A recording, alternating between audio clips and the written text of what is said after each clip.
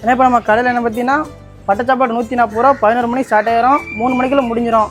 சாப்பாடு 140, வறுவல் கறினா 90 ரூபா. நம்ம கடைக்கு வாங்க, சாப்பாடுலாம் அருமையாக இருக்கும். சாப்பாடு அன்லிமிட்டட் தான், எவ்வளோ நாளும் சாப்பிட்டுக்கலாம். பன்னிக்கறி மெயினாக எதுக்கு நல்லது சாப்பிட்டா?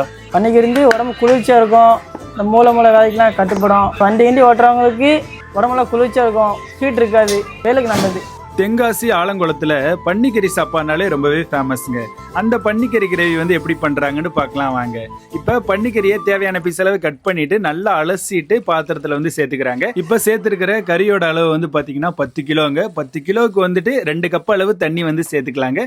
சேர்த்து நல்லா வந்து கிண்டி விடுங்க. கிண்டி விட்டதுக்கு அப்புறமா ஒரு மூடி போட்டு மூடி வச்சிட்டோம்னா அரைவேக்காடு அளவுக்கு வெந்து வந்ததுக்கு அப்புறமா ஒரு 20 கிராம் அளவுக்கு மஞ்சத்தூளுங்க. மஞ்சத்தூள் சேர்த்துட்டு நல்லா வந்து கிண்டி விடுங்க.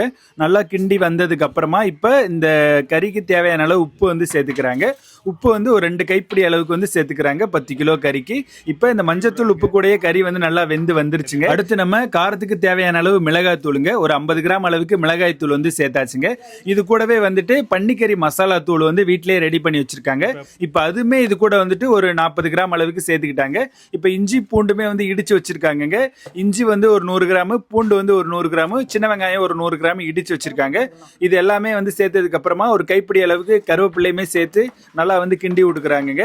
நல்லா கிண்டி விடும் போது நல்லா கமகமான ஒரு வாசனைங்க. இந்த இஞ்சி பூண்டு சின்ன வெங்காயம் கூட நல்லா வெந்ததுக்கு அப்புறமா மட்டன் மசாலா தூள் ஒரு 50 கிராம் அளவுக்கு ஆட் பண்ணிக்கிறாங்க. நல்லா வந்து கிளறி விட்டுக்கலாங்க. நல்லா அந்த மசாலா கூடயே கறி வெந்து வந்துருச்சுன்னா சூப்பரான தென்காசி ஆலங்குளம் பன்னிக்கறி வறுவல் வந்து ரெடி ஆயிடுச்சுங்க.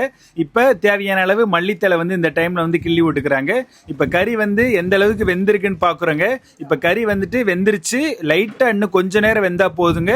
ஒரு 5 நிமிஷம் இந்த லோ ஃபிளேம்லயே வச்சு எரிக்கும் போது நல்லா கமன்னு ஒரு வாசனைங்க, ஆளவே இழுக்குது. ஸோ அந்த அளவுக்கு டேஸ்டான தென்காசி ஆலங்குளம் பன்னிக்கறி வறுவல் வந்து ரெடி ஆயிடுச்சுங்க. இதே மாதிரி உங்க வீட்லயுமே ட்ரை பண்ணி பாருங்க. நீங்க தென்காசி ஆலங்குளமா இருந்தீங்கன்னா மறக்காம மாரியப்பன் பன்னிக்கறி கடைக்கு போய் ட்ரை பண்ணி பாருங்க. என்ன ஐட்டம் எல்லாம் கொடுக்குறீங்க ப்ரோ? என்ன ஐட்டம்னா வறுவல் கறி சாப்பாடு 3 ஐட்டம். 3 ஐட்டம் தான் கொடுக்குறீங்க. பச்சைக்கறிலாம் ரேட் எவ்வளோ? பச்சைக்கறி கிலோ 500 ரூபா, எலும்பு கறி 400 ரூபா. எலும்பு கறி 400 ரூபா.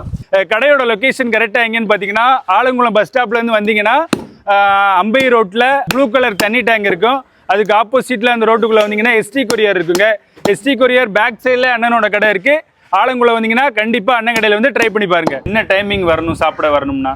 சாப்பாடுனா 11 மணிக்கு, பச்சைக்கறினா 6:30க்கு 7 மணிக்குள்ள ரெடி ஆயிரும். நம்ம அண்ணனோட சேனலை லைக் பண்ணுங்கள், சப்போர்ட் பண்ணுங்கள், ஃபாலோ பண்ணுங்கள். ஆலங்குளம் தான் கண்டிப்பாக நம்ம கடைக்கு ஒருத்தர் விசிட் பண்ணி பாருங்கள், நல்லாயிருக்கும்.